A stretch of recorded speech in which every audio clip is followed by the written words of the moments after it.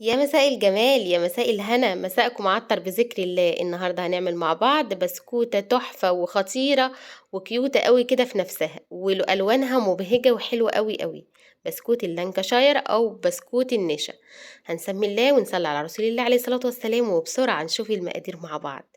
معايا كوبايتين من الدقيق، عليهم كوباية من النشا، كوباية من السكر البودر، كوباية ونص من السمنة، عليهم معلقتين من الحليب البودر ودي اختياري جدا، بيضتين كاملين، ومعايا معلقة صغيرة ممسوحة من البيكنج باودر، ورشة ملح ما بين صوابعك دلوقتي هنشوفهم. اهي معلقة من البيكنج باودر صغيرة ممسوحة، رشة ملح على الدقيق كده، وخلي بالك من البيكنج باودر. التزمي بالمقادير عشان ما تفرش معاكي. هنسمي الله كده ونصلي على رسول الله عليه الصلاة والسلام، ونجيب بولة ونسمي الله كده، وننزل بكوباية ونص من السمنة بدرجة حرارة المطبخ. هناخد كل السمنة اللي في المج عشان دي من المقادير. هجيب الاسباتولا وانضفها كويس جدا. هنزل كمان بالنص الكوباية اهو، ولما تيجي تعايري المقادير عايريها بمعيار واحد او بمج واحد. المج كبير عايره كله بالمج الكبير، مج صغير عايره كله بالمج الصغير. فاهمين اقصد ايه؟ هنسمي الله كده ونجيب المضرب او بكفة ايدك او في العجان الموجود عندك اشتغلي بيه، وهنسمي الله كده ونضرب السمنة دي، نفكها كده بس من بعضها. وبعد كده هننخل الكوباية من السكر البودر، لازم نعديهم كده من مصفى كده وننخلهم، عشان بيبقى السكر فيه تكتلات احنا مش عايزينها. اهو هاخد كل كمية السكر كده. لو انتي اول مرة تشوفي قناتي اشتركي معايا في القناة وفعلي زر الجرس عشان يوصلك مني كل جديد، واعملوا شير، وعايزة كومنت حلو منكم، واكتبولي في الكومنتات بتشوفوني منين. هدمج كويس جدا كده بالمضرب السكر مع السمنة بالمعلقة كده، وناخد كل اللي على الجناب ده ونضرب تاني اهو. وبعد كده هجيب الاسباتولا عشان تاخد لي كل اللي على الجناب ده واضرب تاني. هنسمي الله وننزل كده ببيضة بيضة اللي عليها الباكوين من الفانيليا او ربع معلقة من الفانيليا السايلة اللي موجودة عندك، ضيفيه. خدت كده بقية البيض اللي كان في البولة، ونزلت كمان بمعلقتين الحليب البودر. وتقدري تستغني عن حليب البودر، بس بيوديلك طعم البسكوتة في حتة تانية. يعني لو ما ضفتهمش مفيش مشكلة، ضفتيهم بيزيد حلاوة كمان للبسكوت. هنزل كده بمعلقة النشا برضو منخولة، ونلم برضو من الجناب ونضرب. البسكوتة دي سهلة وبسيطة بس حلوة قوي، وبتتباع في المحلات غالية جدا جدا. هضرب كويس جدا كده، وهبتدي اسمي الله، وانزل بكوبايتين من الدقيق اللي عليهم معلقة ممسوحة صغيرة من البيكنج باودر او الكيك شيف، ورشة ملح. مش بضيف الدقيق كله، انا بسمي الله كده وانزل بشوية شوية واتوههم، وبعد كده اضيف عشان لو اتبقى معاكي دقيق ولا حاجة ما يبقى مفيش مشكلة. هيتبقى معايا حبة صغيرين هنشوفهم دلوقتي.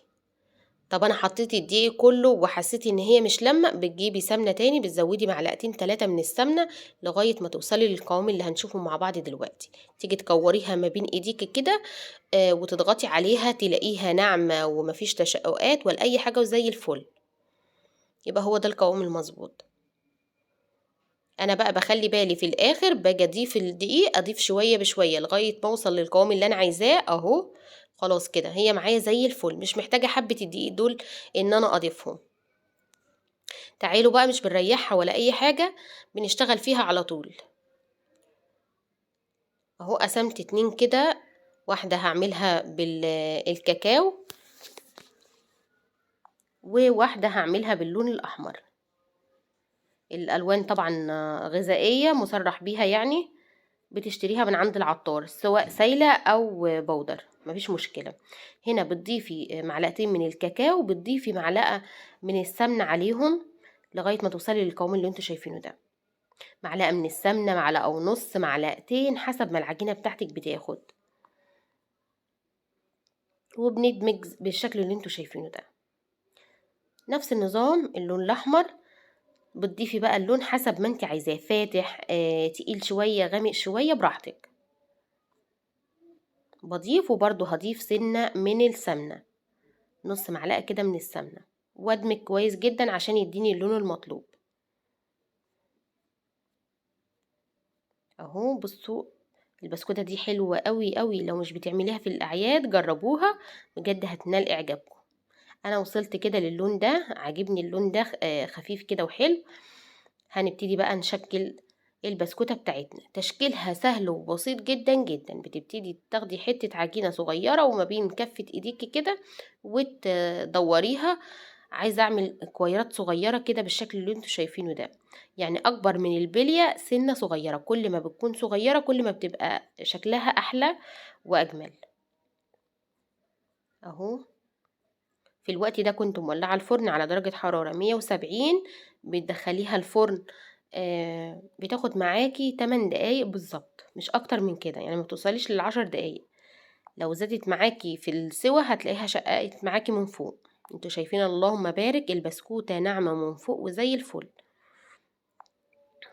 ممكن تخرج من الفرن تبقى طرية من فوق شوية، بتسيبيها اول ما بتخرج في الهواء بتنشف معاكي وبتبقى هو ده اللي احنا عايزينه. اهو دخلتهم بقى الفرن وكنت هنا خلصت كل الكمية اللهم بارك، زي الفل، لا مشققة ولا اي حاجة. ومن تحت كده هتلاقيها مفرغة. ده من نجاح البسكوتة معايا. بصوا حلوة قوي قوي، واللي بالالوان مش مشققة معايا ولا اي حاجة. معنى كده تبقى البسكوتة بتاعتك مظبوطة جدا جدا وبتدوب دوبان في البق.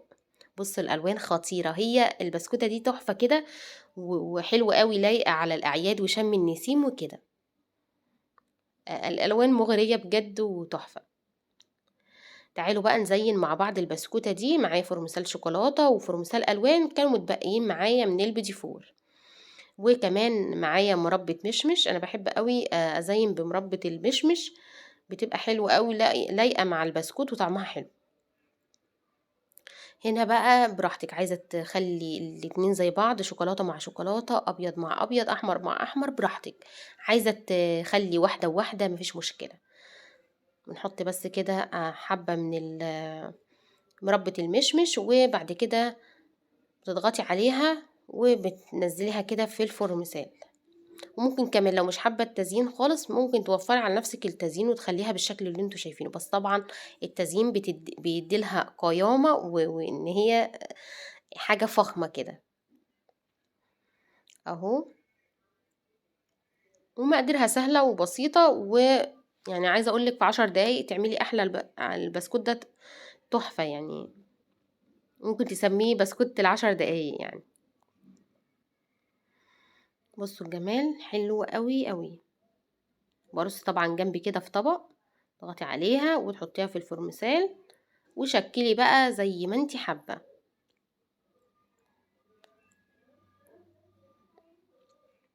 حلو قوي، انا مسميها بجد البسكوتة بتعمل كيوتة من جمالها وحلاوتها وقد ايه هي بسيطة بس حلو قوي. وده بقى الشكل النهائي زي ما انتوا شايفين كده، حلو قوي والوانها مبهجة وتحفة. عشان شم النسيم كل سنة وكل اخواتنا الاقباط طيبين وبخير يا رب، وكمان عشان العيد كل سنة وانتم طيبين. بصوا قد ايه هي بتدوب ما بين صوابعي، حلوة قوي. يا رب الفيديو ينال اعجابكم، جربوها ان شاء الله تنال اعجابكم، واكتبوا لي في الكومنتات. والسلام عليكم.